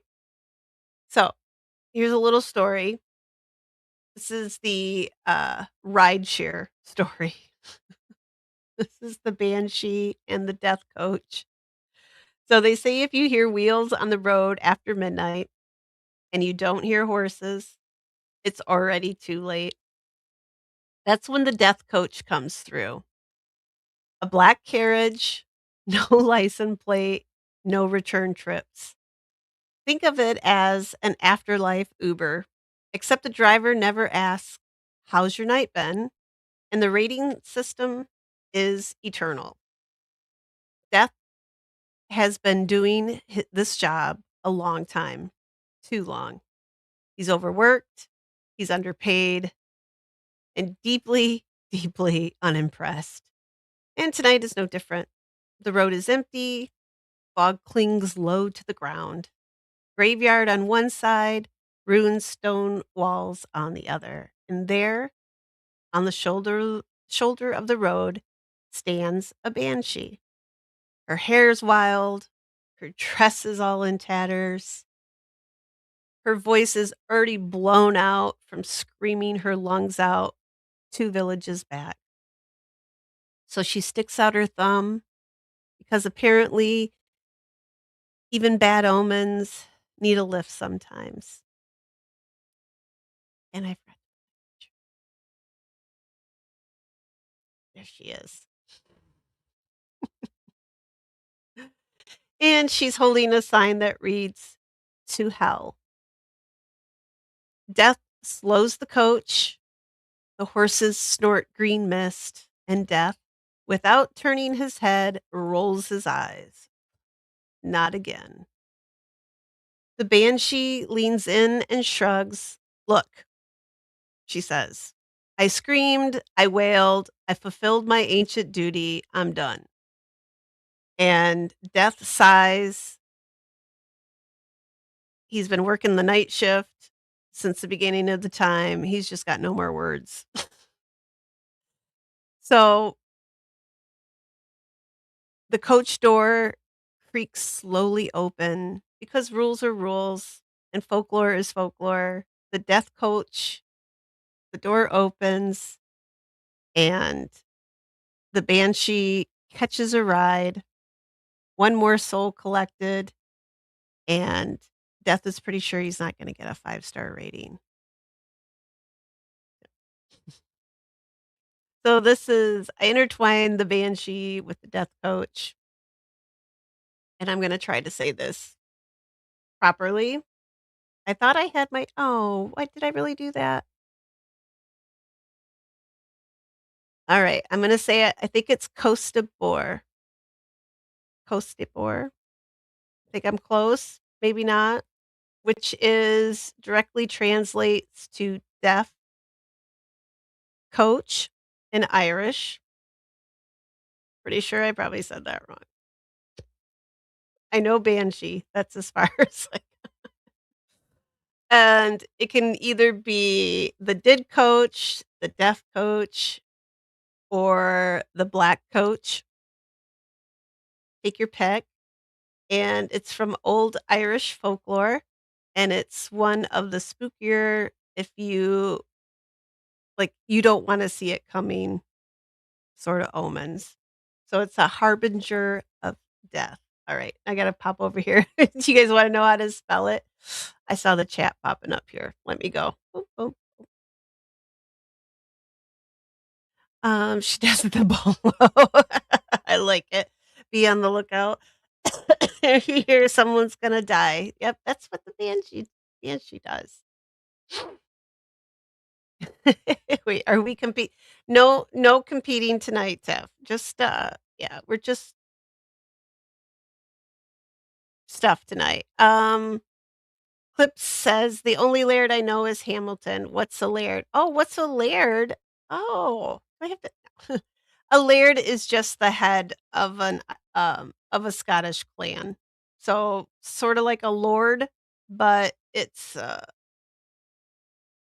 not, what like like the English have their lords, but those are how do you say it? Like, they're given those titles are given by a queen or monarch, but a laird is just the honorary title of the head of a clan, and it's usually passed down father to son, but I think women can be lairds now too, so they've opened it up a little bit, but it's just the head of the clan, that's the person who's top dog, the one everybody, like, yeah, pays homage to. Uh, and if you missed the game. Alright, I'm gonna go down here. Boom, boom, boom. Darlene oh, Darlene. No, I think hell's gonna be really bad. I think hell's gonna be really bad. I don't want to. Okay, Kosh Tabor. Is that right? Did I say it right that time? Kosh Tabor? TF? Do you wanna know how to spell it? Here, let me pop it. Boom, boom, boom. I'm copy and pasting, guys, because 'cause I'm not gonna sit here and type it out, so oh, why won't it let me? Oh, there it goes, okay. Here, I'm gonna pop it into the chat for you because I know how Tiff likes the there we go. Now pop it up there. Alright. Oh, TF already had it, so you guys are see, you guys are already a step ahead of as long as it there we go. Okay, I'll leave that up there as I'm talking. Oh my goodness. See, I think I actually do better with less sleep. So what is the death carriage? It's a phantom carriage, and it's said to appear late at night. It rattles down lonely roads. If you see it or hear it, it means someone nearby is about to die or already has. And it's basically the supernatural equivalent of, well, that's not great. What it looks like, depictions kind of vary, but usually it's a black or dark carriage. Let me pop some photos up here. There's one, and it's pulled by could be headless horses or skeletal horses, either or. The wheels either make no sound or can make an unholy sound, and the driver is usually Death himself, and sometimes he's a headless coachman, other times he's a skeletal figure wrapped in a cloak, and then sometimes he rides on a black stallion, and he carries a whip made of a human spinal column, which I think is really freaking cool. And sometimes the coach is overflowing with shadowy figures, souls that he's already claimed. Now, once the coach has come into our world, it cannot return empty. So he has to do his job. And the coachman, the rider, he is also called, hoping I'm gonna say this right too, the Dullahan. I'll put that in the chat too. 'Cause I think Tiff will probably oh, oh, she'll probably ask for this next, and I'll explain a little bit about what that is. Hopefully I can. Yeah, pretty much, uh, and Angie wants to know why does she have to go to hell? I just think that's the last person that the banshee had to deal with. I think that's where that person's going. So, I asked AI to generate me a hitchhiking banshee being picked up by the death coach. That's what it gave me. So, that's what I went with. But, yeah, I'm just assuming the last person she had to wail for was probably a bad individual. So, Darlene, woo, AKA the Grim Reaper. Yes. Um, Clips, is this supposed to make death more comforting? It sounds scary as well, it's Irish. Everything is scary. There's nothing that's really, um they're actually very depressing kind of people, much like the Scots. There's not yeah, and it is a sexy whip, isn't it? I want one made of a spinal column. That's one I don't have. I've got a lot of different kinds of whips, uh, like lunge whips and stuff, like for not to beat my horses with, but never mind. I'm just gonna not. Um, gonna stop there. So the Dullahan, whenever he stops, a mortal dies. And I did say what, let's see. Bum, bum, bum. Why did I put this stuff down here like twice? Okay. So I did say often you can't hear it coming, the death coach. Or sometimes it just becomes silent just before it appears. And traditionally, seeing it is a death omen. Hearing it stop outside a house means someone inside will die soon. Locking your doors isn't going to stop it. Saying prayers might help, but results vary because the folklore seems to vary on that as well. Sometimes it might help, some say it doesn't. Now, if the Dullahan, if he stops and calls out your name, your soul is drawn out of you and you'll no longer be among the living. So, unlike the banshee, the Dullahan, be afraid of him. He's he's scary. He's a scary individual. So the banshee is here to warn you of imminent death in certain families, but the Dullahan, he's not here to warn you. He's definitely a harbinger of someone's demise, and there's no that's it. That's what he's here for.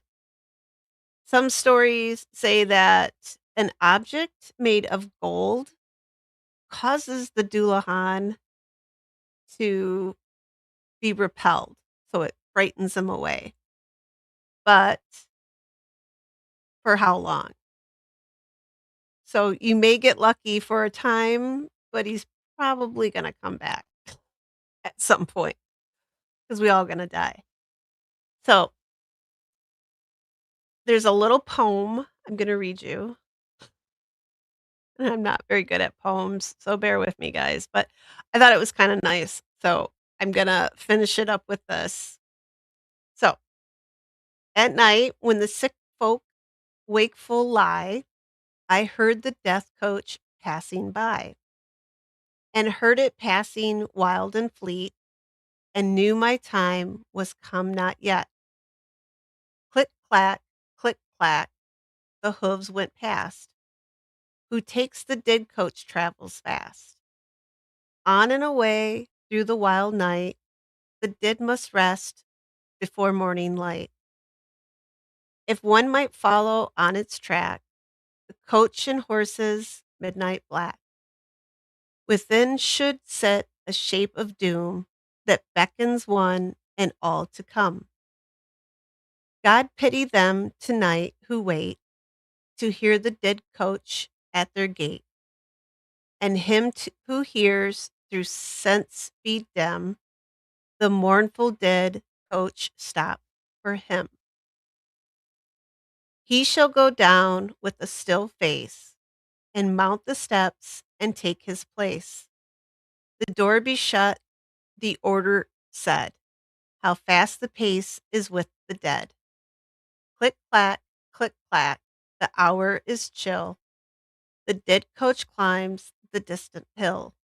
Now God the Father of us all, wipe thou the widow's tears that fall. And that's a poem by Catherine Tynan Hickson. And I will put a link to that, a link to that in the show notes for you guys. And there will be a spelling test after this. Woo! That was a hard one. I don't read, poems very often because 'cause I'm not a very good poem reader. So, hopefully you guys, and hello, Erica. It's okay, you can lurk. I don't mind, but hello. Yeah, that's what I had for you guys tonight. I'm working on, I hope you liked it. I hope I didn't confuse anybody anymore. Um, at least I think I'm almost positive I did say Doulahan properly, because 'cause I've heard that before, and unless the person who said it to me was not saying it right, I think I nailed that one. And I nailed Banshee too, and I got whip right. We should have a spelling t I am never gonna get, even English, I'm not gonna get in the spelling, but Gaelic or Gallic, there's no way. Their vowels and where they put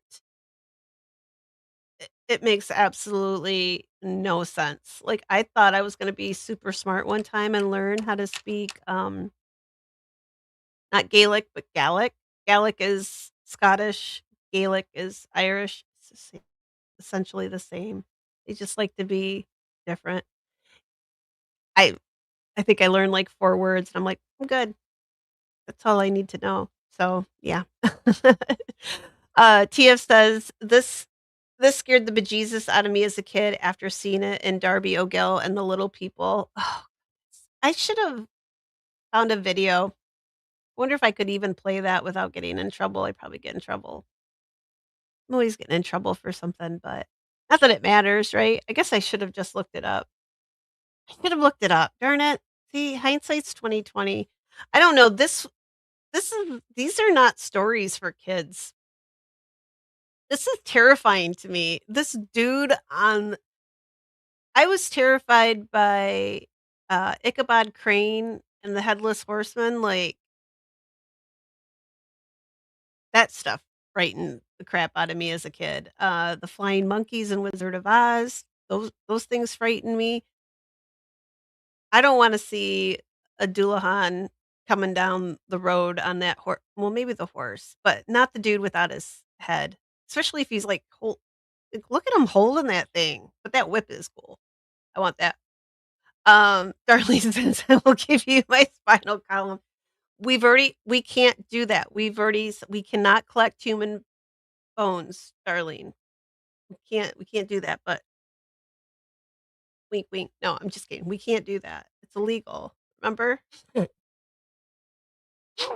says, "Easy, tiger." With the whips. Okay, I'm gonna go down here. Yeah, I do have a lot of whips. They're in my basement.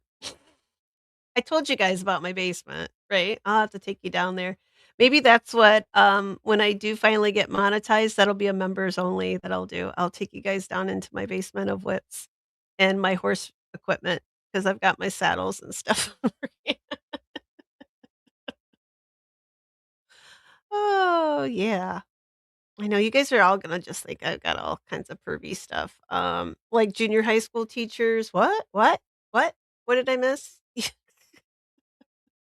They call your name and suddenly your soul has left you. Oh, okay, I gotcha.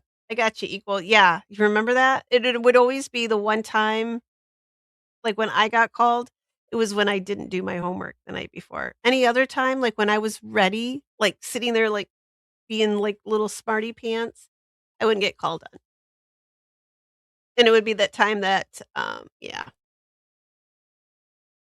Then you sit there and you're like and I'm pretty sure, like, I'm already pale. I probably went, like, see-through, like, within seconds of that oh gosh. Yeah, see, just thinking about that God, equal.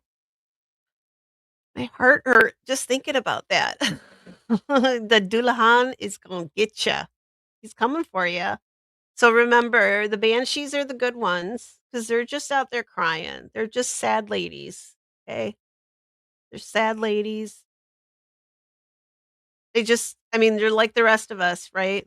They we get our red eyeballs and everything from crying and mourning, and I would really like to hear, the keening. I wasn't there isn't that a Spanish tradition as well? Like the keening at funerals? Don't they have, like when, I wanna say, like, on a monarch dies or something, didn't they have like, there's special like, the women are specially chosen to, like, cry and, like and it's very dramatic, it's not, like, just sitting there crying, it's like yeah, I think it's the same thing as keening. Darlene, 4'10" considered a little people. Hello, I know. I am told I need a booster seat or a stack of, telephone books. Do they even have telephone books anymore? Um, Nice little death poem. Yeah, I didn't write it though, but yeah. I'm horrible at reading poems. Ugh, horrible at it. And hello again, Erica. Whip it, whip it. Oh, shit. Did you guys clip me saying that? Oh, no. See, this is what happens when I clip other people. Oh. Oh, I forgot to tell you guys the other night too. For those of you guys who watch, OB, Oblivious Benson, right, with the shack levitating. So, one of the paranormal channels that I've, uh, bounced over to a few times, the Winda Bros.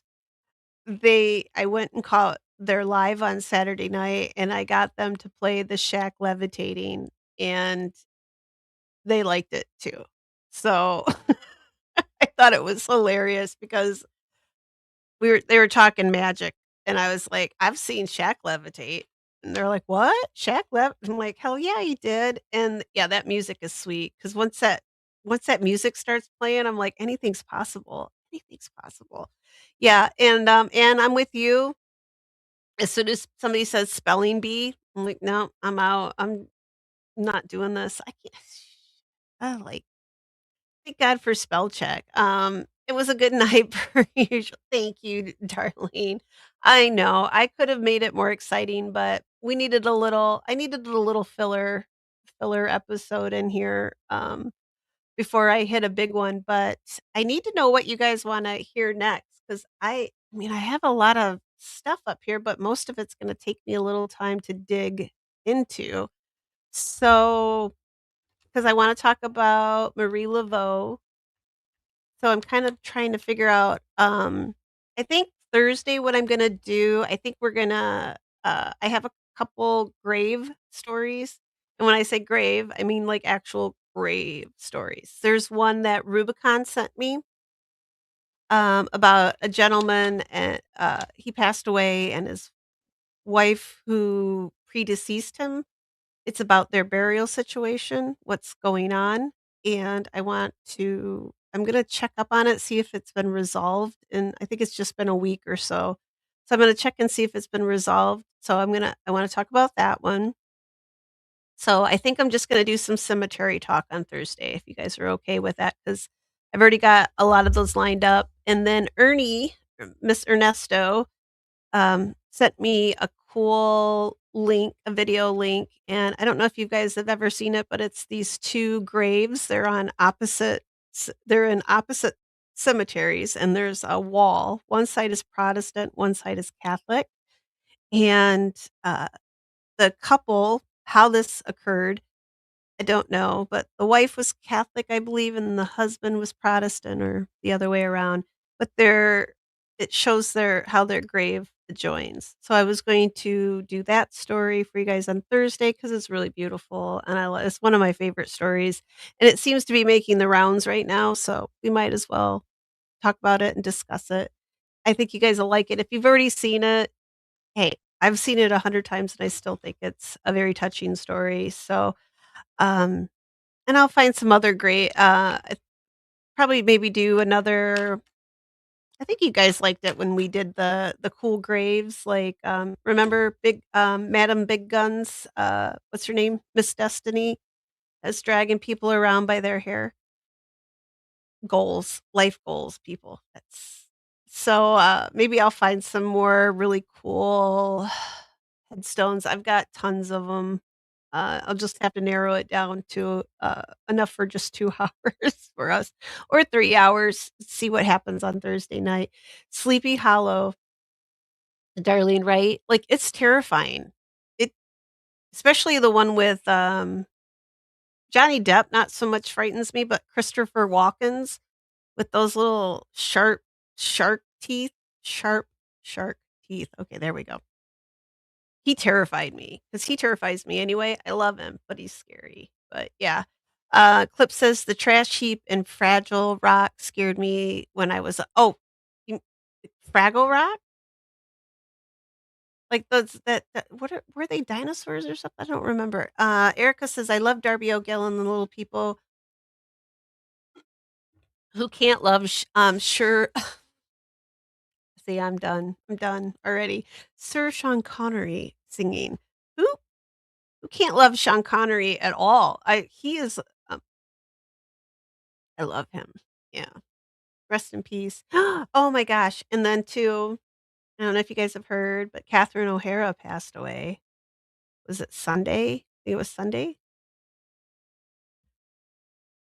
RIP to Catherine. Schitt's Creek is still one of my favorite shows. Beetlejuice, Home Alone. Like, she's just amazing, and I haven't heard yet, like, what happened. It sounds like it was pretty quick, but yeah, that's very disappointing. Both my kid and I were just, like, stunned. We were just because he loves Schitt's Creek too, so we were just standing here like, "Oh my god." Yeah. Maybe I can find her, see if they did an obituary for her, and then I can do that on Thursday night too. So I'll just tie in some cemetery stuff for Thursday night. That's good. Um, Tip says we call him head free horseman these days. That could mean something entirely different. Just saying, not to be a pervert. Anne says, or a challenge.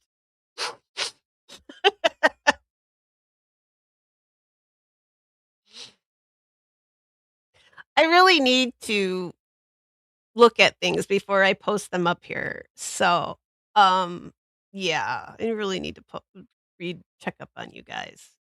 The wailing. So yeah, Rubicon, I'm gonna do your story on Tuesday that you sent me the with the couple, the burial plot. It, like, breaks my heart. The wailing. Is it, Anne says Arabs do that weird wailing too. Is it maybe it's the Arabs that I'm thinking is it can we say that? Like, I have Arabian horses, so I say Arabs. I don't know. That might not be politically correct or well, I don't know what is anything is anymore, but, um, I thought it was like the Spanish or I don't know. Maybe I'll look it up. That'd be an interesting one. When I do where's my pen? I keep putting my pen away and I should just leave it out here. I'm gonna take my note here. So, keening, Spanish, and Arab. Oh, you know what? Do you guys want a word from the sponsor? Let me throw the sponsor in here real quick. I should have done that in the beginning. Boom, boom, boom. Wow, there's a lot of white Irish dudes there. All right, here's a word from our sponsor. Tonight's stream is sponsored by Amazon Basics Home Crematorium. Simple, reliable, and designed for closure. Because grief should be convenient. Amazon Basics. Lowering the bar for eternity. Yeah. That one never gets old. Oh, I found another one too. I haven't played this one for you guys yet. Here you go. Here you go. I think this one. This is Chucky Dowg.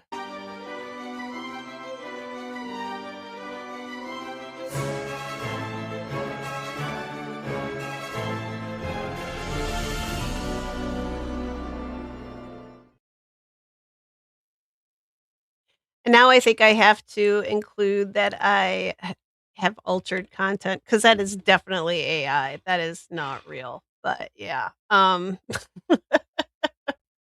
Mia says Italian. So so it's not just the Irish then. I don't think the Scottish do that. Too cool. Um, yeah. And Tiff says Chinese, Vietnamese, Brazilians. Oh my God. Why do you, Tiff, what is wrong with Shaq levitating? That is like the coolest thing ever. Like, especially Flava Flav. Like, I clipped it and I'll put it in the Discord for you guys. Maybe I don't know. I don't think they get upset if I played it on here, but I'll put their link too, so you guys can go subscribe to them and we can all hang out. Stevie went and hung out with me there on Saturday night too, so it's really cool. They do paranormal stuff, and they were talking about. Remember when we were discussing like you say a word over too many times over and over, and it starts to sound like not a word anymore? Well, apparently that's a phenomenon. So I'm gonna post the link to that stream so you guys can go check it out because I didn't know and we've talked about it, and I know you guys have mentioned it before too, so you should go check out their stream.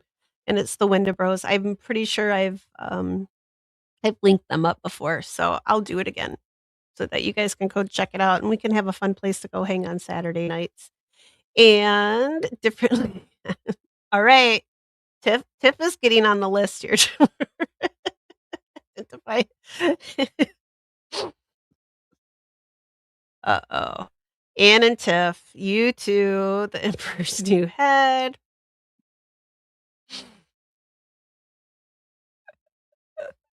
Oh my god, genetics. Okay, guys, and Clip says almost as cool. Almost as cool. Titanic pig, hands down. It's the best. Sorry, it's the best. Especially with the butthole eyes. Oh my gosh. I Rex Huerman as Rose. Who would have thought that casting would have worked out so well? But it works. It really does. And Jack looking like John O'Keefe, it works too. It works. And that pig, the pig and the duck are the best parts, though, right? All right, I'm gonna go down. Doo, doo, doo. All right, white, dangerous, white and angry, white and violent.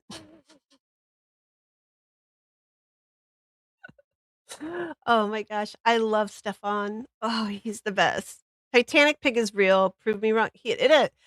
You know, I think that was the original version of Titanic, but they knew it was so good that right? Like, they had to pull it back just because it would have just not just smashed box offices, they would have never been able to make another movie ever again.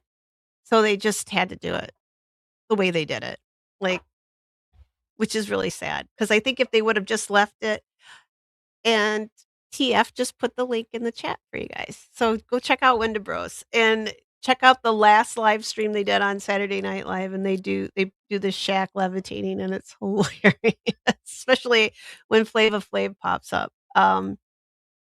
I was laughing so hard, and like I keep meaning I gotta send OB that because gave her give her props for finding that. It's hilarious. So yeah, you guys go check them out. All right. Mahjong Tiffany Renal Party Cry. Oh my gosh. All right. Yeah, Tiff is feisty. She's like the Bell Witch tonight, isn't she? She's just all up in here. All right. So remember what today is. So we're gonna send out good juju for the all these missing peoples. Which equal assured me that none of these are her current missing ex-husbands because they were only missing while she was married to him, but they must have surfaced afterwards, allegedly. This is her story, not mine. But yeah, let's send out some good juju that these cases get resolved. And, yeah, let's send up some good juju for Buddy Holly, the Big Bopper, and Richie Valens too.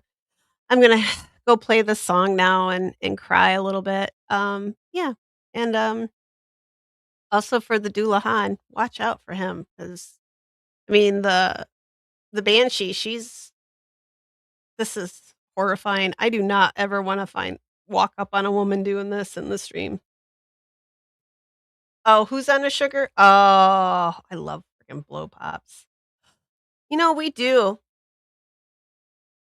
Mia B, I am he too conservative. He should have just let his freak flag fly and just torn it up. Just let it go and done his thing. I mean, I know they got all the Oscars, but there would have never been Oscars again after that. It would just been done.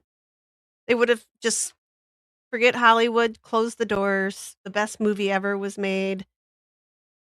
That's it. That's it. Done. Especially that music. I wish I could play it, but he probably really get I don't yeah, I'd probably definitely get I think he gets all the views, the James Cameron gets all the views from OB, but he probably doesn't like me, so I'm in trouble. Oh my god, they keep talking about a Titanic sequel, and I'm like, "How? She's they're all dead." I don't know how you come back from that. Oh my god, I wanna blow pop. Those are, like, my favorite, especially the green apple ones. Uh, yeah. Oh, Savannah Guthrie's mom is heartbreaking. Now people are speculating, super nefarious. Savannah Guthrie's mom. Wha what? Did we get another one? Uh-oh. Who else got somebody get murdered? Another person get murdered? Well, I mean, people get murdered every day, but holy crap, somebody else? Oh, see, now I gotta look it up. Now I gotta look. I'll look it up after I get off stream, but wow. La la la la la bamba. I met Buddy Holly's, his widow. True story. She lives in Dallas, and she had 2 really very fancy kitty cats, and she was, what do you call it? A client at her and she came in with her 2 very fancy cats, and, yeah, these cats weren't like my cats. Like, they only eat caviar and, oh, Grey Poupon, topped caviar, I don't yeah, very fancy kitties. And she was beautiful, she was absolutely gorgeous, like yeah, and I don't even know how old she would have probably been, like, what, in her 60s or 70s by then, this was a while back, so, yeah, she looked freaking amazing, but, yeah, I met her. I mean, that's as close as I've been to star, I think.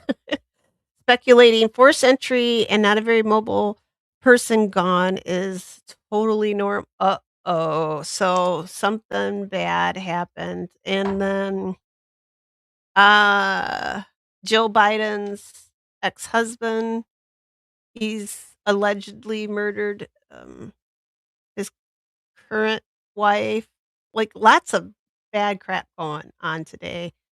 You do not look like Bonnie. Titanic, The Survivors. What about Titanic Lost Edition? Like, they're all on an island, and they don't know they're all dead. Could we do it? I think we could do it. I think we could make our own. God, I've been babbling for, like, what, 20 minutes now? Let's see how long I can do this. I could do this for a while. Um, her grandma napped? Is she missing, or is she, like, gone? Like, her mom is missing, suspected to be against her will from her oh. Uh-oh. James Cameron was married to Linda Hamilton yes, but then he went with the redhead from Titanic, right? Not Rose, but the carrot the carroty redhead, not Rose, the auburn redhead, the other one. Yeah, I don't know what I'm saying. I might be getting tired at this point, I don't know. So she was holy shit, what is going on today? I'm making notes, I gotta look all this stuff up, you guys. So Savannah Guthrie, okay, looking her up, yep, and then, um, Jill Biden's ex-husband.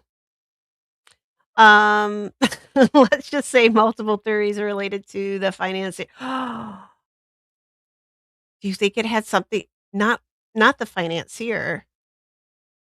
Do you think? I think it could be. That dude had his finger in every pie hole in the fricking world. I tell you what, everything's related to him. He did it. He did everything. It's all his fault.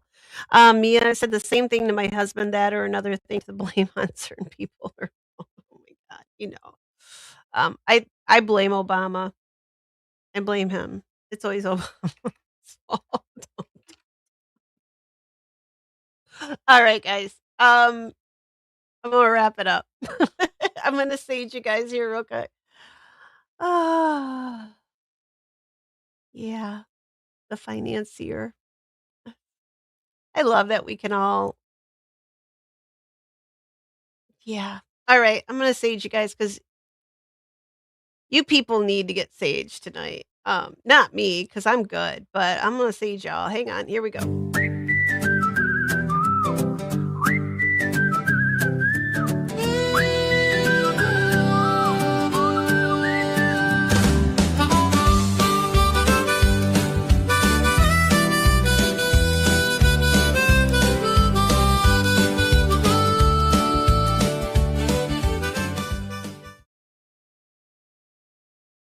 All right.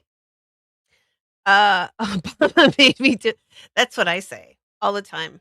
I wish I was a kid now so that when I got in trouble, my mom would I could just go, "Obama made me do it, mom." I know no kids are watching this. I hope not. Yeah, we do, don't we, equal? We process. This is our trauma group. I'm calling you you people. The Irish. That's who I'm talking about, TF. It's just the Irish. All right, guys. Obama made me do it though. That's oh my god. I'm gonna leave that one up. Oh. Man, I gotta put my boots on for this one. All right, me, I'm gonna be talking to you about this one, but I'm also gonna be looking up the other I've got too much to look up. I gotta sleep tonight though, because now I might be on a regular sleep schedule. Fingers crossed. All right, guys. Thursday night, we're gonna dig into some graves. I saged ya. I'm gonna show you some ponies, and I will see you Thursday night. Thank you guys for being here. I love you. I appreciate you. Have a good night. Go listen to what's his name? Don McLean, uh, and the American Pie, and yeah, let's send out some good juju tonight. All right, here we go. See you. And hi, C. Smith. Bye, C. Smith. I was getting ready to hit the out. Here we go. Here we go. Here come the horse.